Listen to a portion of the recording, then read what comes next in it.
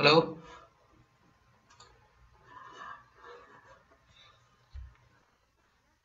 Oke, oke, udah. Yuk, udah bisa. Ya, mungkin tadi masalah tekniknya dari sana. Oke, udah. Bentar ya, ini. Oke, ini sampai sini tadi ya, ini kita ya. Eh, Oke, kita mulai lagi ya dari jadi dimensi struktural tadi yang selanjutnya ada yaitu sentralisasi ya. Jadi kalau sentralisasi itu adalah menunjukkan corak pembagian kekuasaan menurut tingkatan atau hierarki ya dalam organisasi. Nah, kalau dia pernah nggak mendengar kata sentralisasi? Nah, pernah nggak mendengar kata desentralisasi? Apa bedanya? Udah belajar kan manajemen kan? Nah, kalau desentralisasi,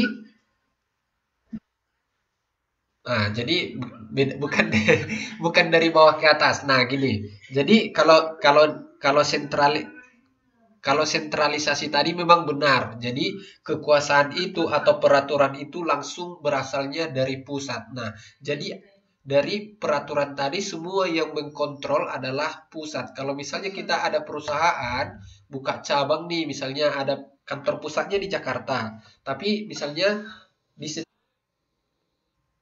di setiap provinsi di Indonesia misalnya punya kantor cabang misalnya. Nah, jadi kalau pernah kalian mendengar kata sentralisasi, nah kalau di sini sentralisasi artinya adalah peraturan atau kekuasaan itu tadi semua dikendalikan dari pusat. Ya, itu dia ya. Jadi di sini adalah kekuasaan menurut menurut tingkatan atau hierarki. Nah, jadi yang mempunyai hierarki tadi atau tingkatan siapa? Orang pu Ya, orang pusat tadi ya. Nah, jadi kalau desentralisasi artinya adalah ke- iya, wewenang itu atau kekuasaan tadi dikasih langsung oleh kantor cabang. Jadi pemerintah pusat tidak ikut campur terhadap siapa? Iya, terhadap kantor cabangnya tadi. Kantor cabang berhak membuat peraturan sendiri. Kira-kira seperti itu ya. Jadi di sini dikatakan bahwa sentralisasi adalah kekuasaan menurut tingkatan atau hierarki ya. Jadi kalau misalnya kalian mendengar kata hierarki itu berarti itu kekuasaan berdasarkan tingkatannya di dalam organisasi. Nah, antara lain jenis keputusan yang boleh ditetapkan pada setiap tingkatan tadi. Makanya saya bilang tadi, keputusan misalnya dipegang oleh pemimpin paling atas. Misalnya kalau dalam perusahaan besar, misalnya CEO lah, CEO contohnya. Nah, jadi semua keputusan itu harus CEO yang menentukan, gitu dia ya. Kalau sentralisasi, tapi kalau misalnya desentralisasi, dia tadi bisa aja misalnya kepala bagian atau manajer atau direktur keuangan bisa menentukan peraturannya sendiri atau keputusannya sendiri. Nah, ya itu dia ya. Baru selanjutnya ada namanya kompleksitas ya. Di sini atau yang kedua ada sebelum itu ada hierarki kekuasaan. Maaf ya, ada hierarki kekuasaan atau otoritas ya. Jadi ini menggambarkan pola pembagian kekuasaan serta rentang kendali secara umum ya. Ini hampir sama sentralisasi tadi ya, karena ini juga berbicara tentang hierarki kekuasaan atau ada otoritas tertentu yang membuat atau membuat keputusan tadi. Misalnya kayak ini hampir samalah sama desentralisasi tadi atau otoritas khususnya gitu. Jadi nggak mesti harus ke pemimpin atas atau ke pemimpin puncaknya dalam membuat keputusan. Ya, itu dia. Jadi ada otoritas atau wewenang tersendiri gitu dia. Makanya itu namanya tadi apa? Hierarki kekuasaan atau otoritasnya. Ya, contohnya nih, misalnya direktur keuangan bisa dia dengan tanpa persetujuan dari misalnya pemimpinnya, CEO-nya, misalnya dia bisa membuat keputusan tersendiri ya di lingkungan tempat dia bekerja gitu, di bagian dia gitu ya. Baru yang selanjutnya ada kompleksitas ya. Kompleksitas itu apa? Menunjukkan banyaknya kegiatan atau subsistem dalam organisasi ya. Nah, jadi kompleksitas tadi katanya adalah menunjukkan banyaknya kegiatan. Nah, jadi kompleksitas ini dibagi dua lagi ya. Yang pertama ada namanya kompleksitas vertikal ya. Kalau vertikal itu bagaimana? Berarti menunjukkan jumlah kegiatan yang ada pada organisasi. Ya, itu dia. Kalau vertikal. Nah, yang selanjutnya ada kompleksitas horizontal ya. Kalau ini menunjukkan pembagian kegiatan secara horizontal, yaitu bagian-bagian yang secara vertikal berada pada tingkatan yang sama. Ya, itu dia. Nah, selanjutnya ada namanya profesionalisme. Ya, profesionalisme artinya bagaimana? Menyatakan tingkat pendidikan formal maupun tidak formal yang secara rata-rata dimiliki oleh anggota organisasi. Nah, jadi di dalam perusahaan itu orang itu membutuhkan, makanya misalnya nih, kalau suatu perusahaan membuka lowongan pekerjaan, kan ada biasanya itu syarat tertentu, tenaga profesionalisme atau tenaga ahli. Nah, yang mereka butuhkan adalah kualifikasi atau tingkat pendidikan formal ataupun non formal ya, yang mereka nantinya akan gunakan di perusahaan. Nah, ketika misalnya nih perlu tahu berapa di dalam perusahaan itu yang berpendidikan formal ataupun tidak formal ya, itu untuk apa gunanya? Ada yang tahu nggak? Kalau misalnya profesionalisme kan, kalau misalnya di perusahaan kan pas waktu rekrutmen atau ya biasanya ada kan tenaga profesional gitu kan, itu biasanya kalau udah berbicara tentang tenaga profesional berarti dia ahli ya, biasanya bagaimana harga gajinya pasti lebih ya, lebih biasanya itu akan dibayar lebih tinggi ya, itu dia.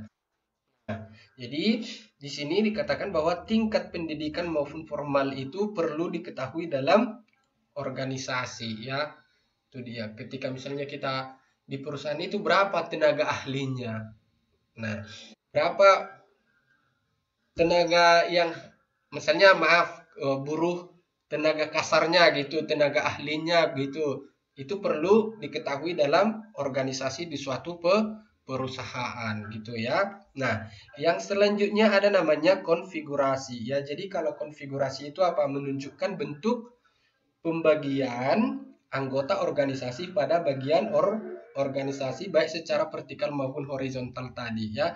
Jadi konfigurasi tadi katanya adalah menunjukkan bentuk pembagian anggota organisasi pada bagian organisasi ya, itu dia. Ada yang mau ditanya dari sini?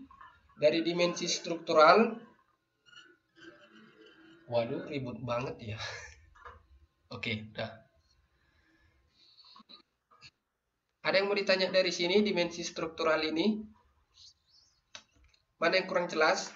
Ada? Biar kita lanjut ke dimensi yang berikutnya, yaitu dimensi kontekstual ya, kontekstual.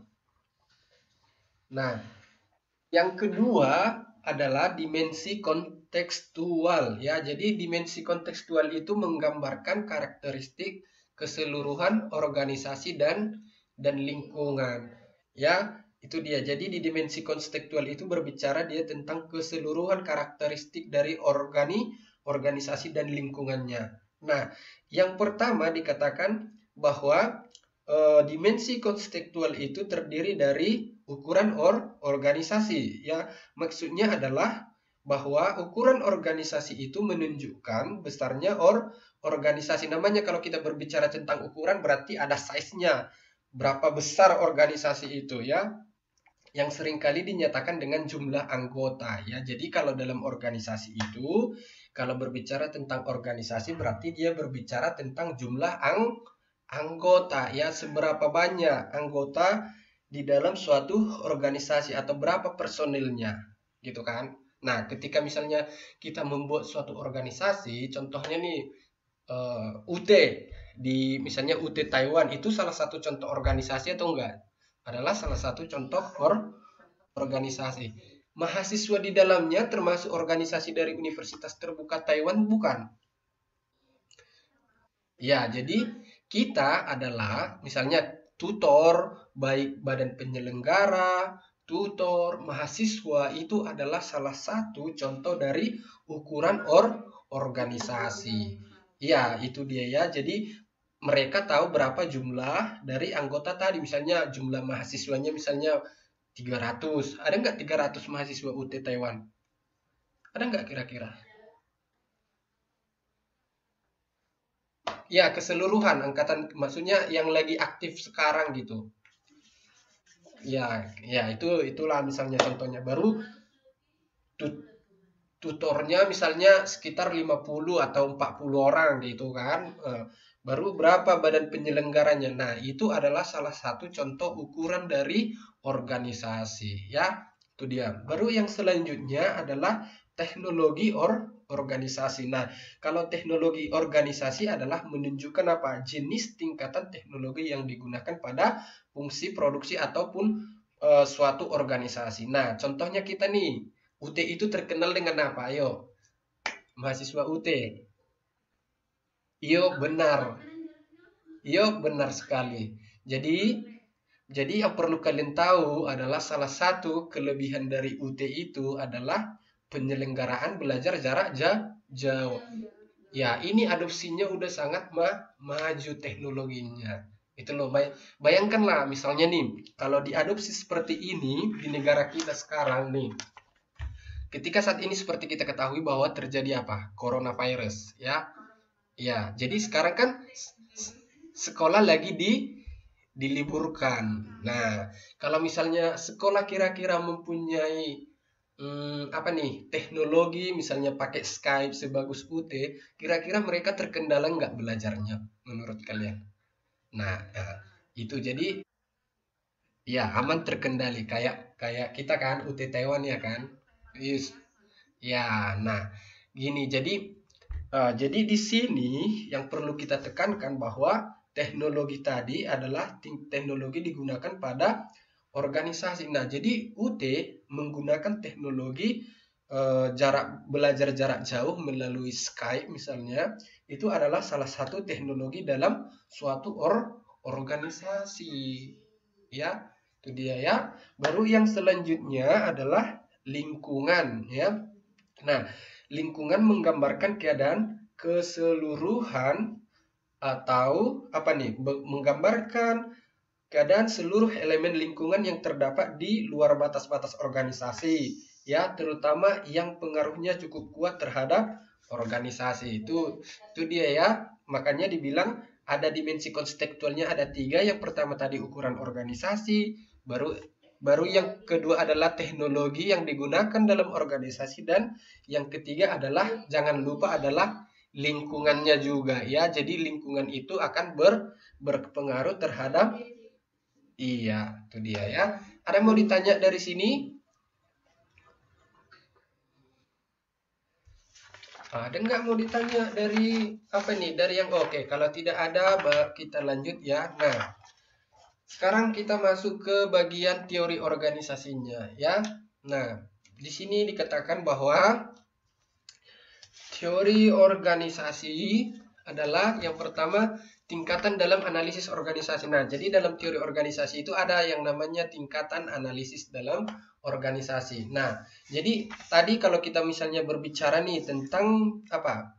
Tentang pendekatan modern tadi ya, organisasi itu apa? Bagian dari subsistem lingkungan yang sekaligus juga diperingati sebagai apa, dipengaruhi oleh lingkungannya ya. Jadi tadi kan organisasi itu adalah dipengaruhi oleh lingkungannya. Nah, pandangan tersebut menunjukkan bahwa lingkungan merupakan salah satu elemen penting yang harus diperhatikan dalam analisis organisasi. Nah, jadi kita tadi tidak boleh melupakan atau dikatakan bahwa lingkungan adalah salah satu hal yang harus atau hal yang paling penting yang harus dianalisis atau diperhatikan dalam organisasi. Nah, biasanya lingkungan itu apa?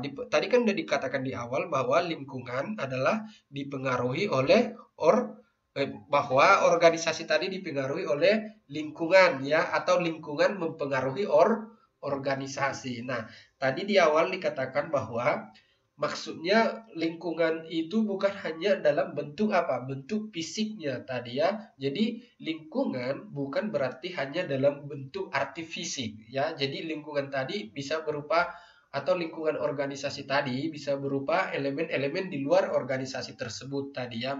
Tadi misalnya kalau di organisasi, elemen organisasi tadi ada misalnya ini ketua, ada sekretaris, ada pimpinan, ada bawahan gitu ya, ada karyawan, ada manajer gitu. Jadi itu adalah salah satu contoh elemen di dalam organisasi. Nah, jadi di sini yang menjadi lingkungan organisasi tadi adalah yang pertama yang udah kita sebutkan dari awal adalah bisa masyarakat, bisa kompetitor, bisa politik, hukum, teknologi termasuk ya, dan kebijakan dari pemerintah.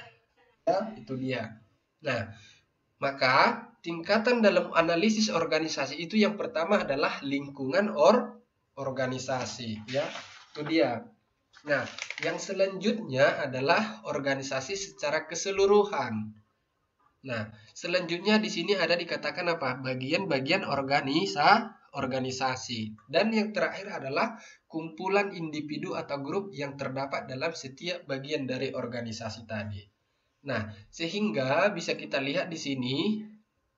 Nah, inilah hasilnya tadi. Nah, kalau di awal tadi dikatakan bahwa organisasi tadi, nah, organisasi itu dengan demikian dari analisis ini kita bisa mengetahui bahwa organisasi tadi dimulai dari apa? Tingkatan yang paling luar. Apa tadi tingkatan paling luar? Ya, inputnya tadi apa? Tingkatan paling luar adalah lingkungan. Nah, jadi bisa dilihat kan arahnya ini kan arah analisisnya dimulai dari mana? Ya, ya, jadi di analisis ini bisa kita lihat bagaimana arah analisis yang pertama itu adalah lingkungan. Setelah lingkungan tadi adalah apa? Organisasi ya. Masuklah tadi tadi kan di awal ada kan bagannya kan yang pertama tadi adalah bagaimana proses dari transformasi untuk mengubah input menjadi output tadi. Nah, di organisasi itu. Nah, setelah itu masuklah dia ke mana? Bagan organisasi tadi, ya.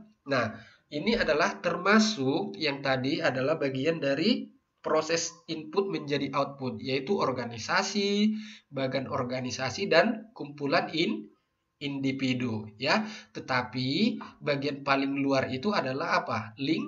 Lingkungan. Ya, makanya di sini arahnya, lihat nih arah panahnya.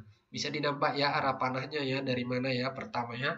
Nah, kemudian dapatlah titik poinnya atau titik permasalahannya. Ya, jadi setelah itulah outputnya tadi, apa yang menjadi dari titik permasalahan dari organisasi tadi. Nah, poinnya inilah atau inilah tujuannya permasalahannya tadi. Nah, ini adalah arah bagaimana analisis dalam organisasi ya.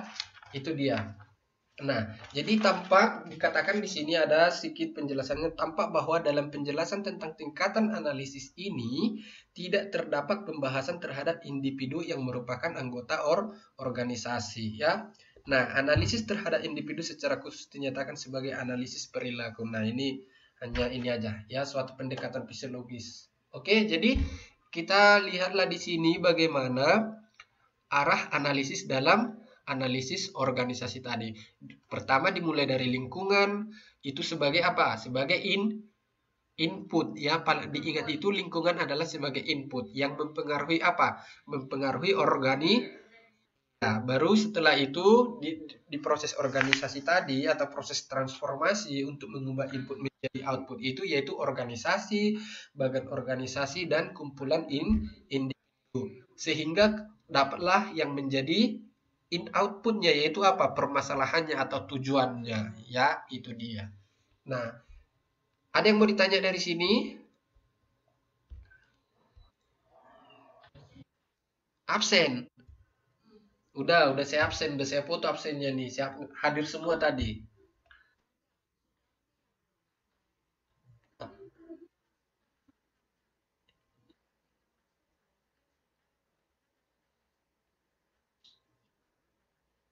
Ada nih lengkap ini.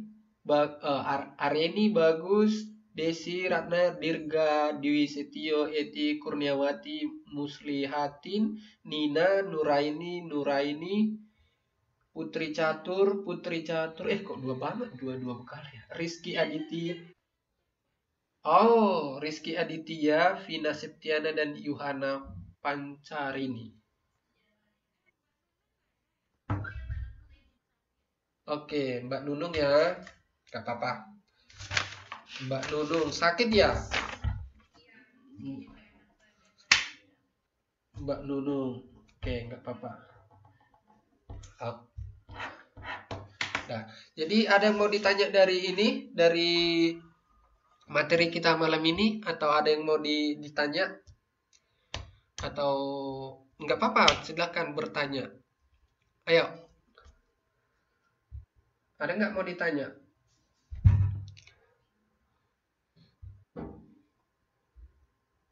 Ada yang mau nanya? Karena materi kita udah siap. Nih, sampai di sini materi kita. Kalau misalnya, ya udah siap. Ya,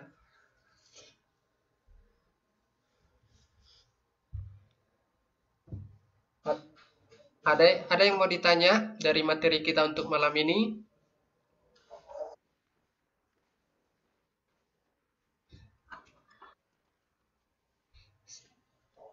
Ada mau ditanya Mbak Areni, Mas Bagus,